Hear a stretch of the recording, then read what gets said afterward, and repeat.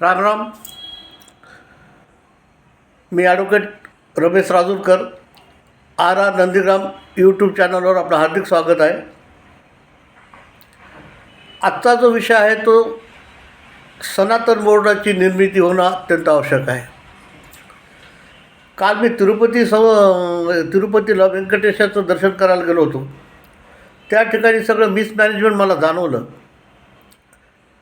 मागच्या 40 वर्षापासून मी जात होतो तर त्या ठिकाणी सगळीकडे स्पीकर लावलेले असायचे, ज्यावर सुप्रभात, व्यंकटेश स्तोत्र आणि विष्णू सहस्त्रनाम 24 घंटे चालायचे. त्या आवाजामुळे त्या ठिकाणी एक प्रसन्नता वाटायची तिरुमलाला.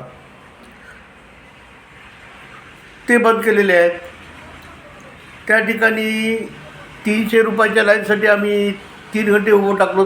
पाऊस होता, पावसात भिजलो किंवा आपल्या दर्शनाची दिलेली वेळ जी आहे त्या वेळेच्या आपल्याला जाणं महत्त्वाचं आहे. नाही तर वेळेच्या नंतर पुन्हा ते एंट्री देणार नाही. आम्ही 3 तास पावसात भिजल्यानंतर एका माणसानं आणून सांगितलं की इकडून नाही, दुसऱ्या द्वारामार्गे, प्रवेशद्वारामार्गे तुम्हाला सोडण्यात येईल. म्हणजे तोपर्यंत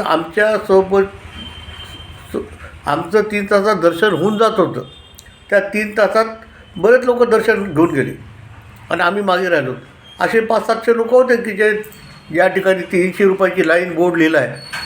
आणि त्या ठिकाणी हे संस्थांचे ख्रिश्चन लोकांच्या नियुक्त्या झाल्या होत्या. तेव्हापासून तिथं फार मिसमॅनेजमेंट झालेलं आहे. त्या संस्थांचे काही सिक्युरिटी ऑफिसर होते, ते लोकांना सांगायचे, लाईन लावायचे, मध्ये कुठून एंट्री आहे कुठं नाही हे सगळ्या गोष्टी ते मार्गदर्शन करायचे. पण यावेळेला कोणी सिक्युरिटी ऑफिसर दिसला नाही, कोणी सांगणारही नव्हता.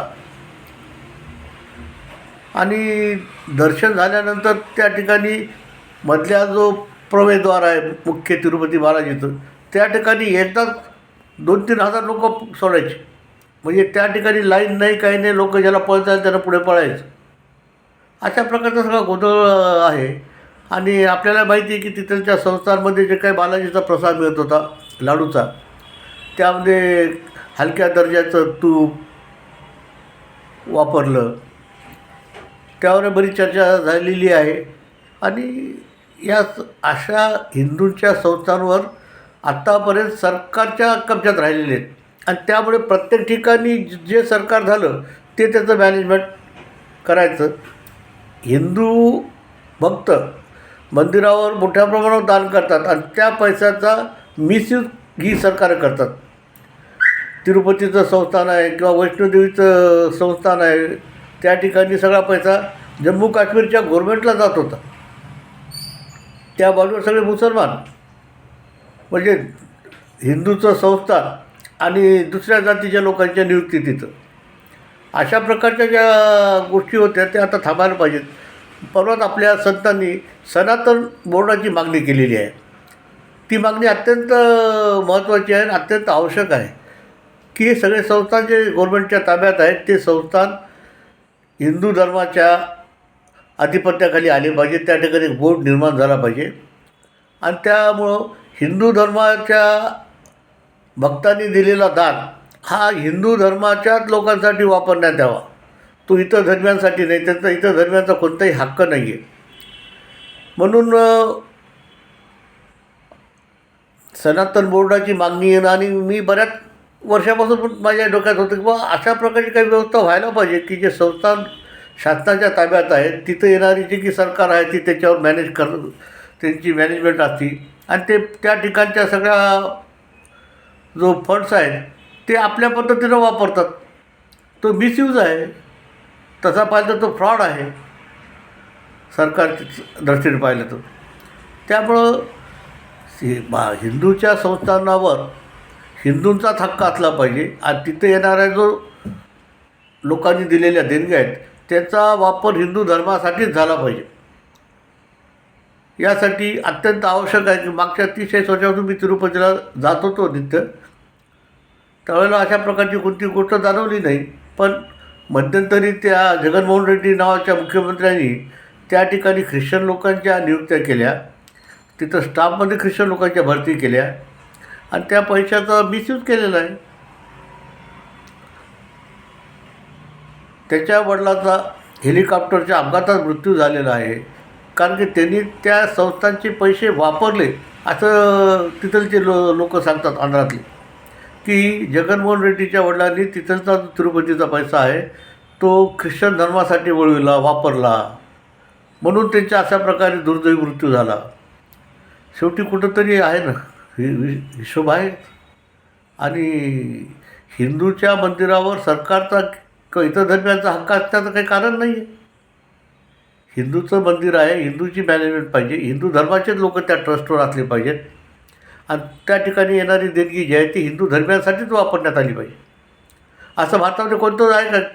कोणतंही दर्गा, कोणती मस्जिद, कोणता चर्च हे सरकारच्या ताब्यात आहेत असं कुठं आहे का? आपलं त्या धर्माच्या लोकांच्या ताब्यात आहे, त्याची सरकारी खात्यात काही नोंद नाही आहे. इतर धर्मासाठी वेगळा कायदा आणि हिंदूसाठी वेगळा कायदा, ते भारतामध्ये. वा, कमाल आहे. आणि अशा प्रकारचा भेदभाव फार मोठ्या प्रमाणात झालेला हिंदूच्या सोबत. या काँग्रेसच्या पूर्ण कार्यकाळामध्ये ह्या सगळ्या गोष्टी फार मोठ्या प्रमाणात घडलेल्या आहेत. अल्पसंख्याक म्हणून मतासाठी म्हणून यवनाचं लाड केले, अल्पसंख्याक ख्रिश्चन आहेत म्हणून त्यांचे लाड केले, आणि बहुसंख्याक हिंदू आहेत म्हणून त्यांच्यावर अत्याचार करणे, अन्याय करणे, हा आतापर्यंत त्याचं धोरण राहिलेलं आहे. आज काळ बदलला आहे. आता हिंदू समाजही जागृत झालेला आहे. बांगलादेशच्या घटनेमुळे हिंदू समाजामध्ये आता मोठ्या प्रमाणावर रोष आहे, हिंदूंवर झालेले जे अत्याचार आहेत. त्यामुळे आज हिंदू धर्माच्या लोकांमध्ये एकता निर्माण झालेली आहे. आणि केंद्र सरकारकडे आपल्या संतांनी परवा संमेलन घेऊन मागणी केलेली की सनातन बोर्डाची स्थापना करा म्हणून.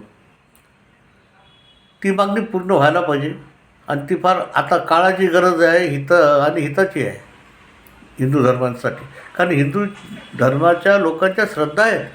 ज्या ज्या ठिकाणी अशा प्रकारची देवस्थान आहेत आपले, त्या ठिकाणी आपण श्रद्धेनं जातो, आपल्या पद्धतीनं आपण देणग्या देतो आणि त्या पैशाचा उपयोग इतर कोणत्याही कामासाठी नव्हता, हिंदू धर्मियांसाठीच व्हायला पाहिजे. हिंदू धर्मियांचे संस्कृतच्या शाळा, मठ किंवा इतर हिंदू धर्मियांची जी मंदिरं आहेत, जे जीर्णोद्धार करणं महत्त्वाचं आहे, त्यासाठी तो पैसा वापरला जायला पाहिजे.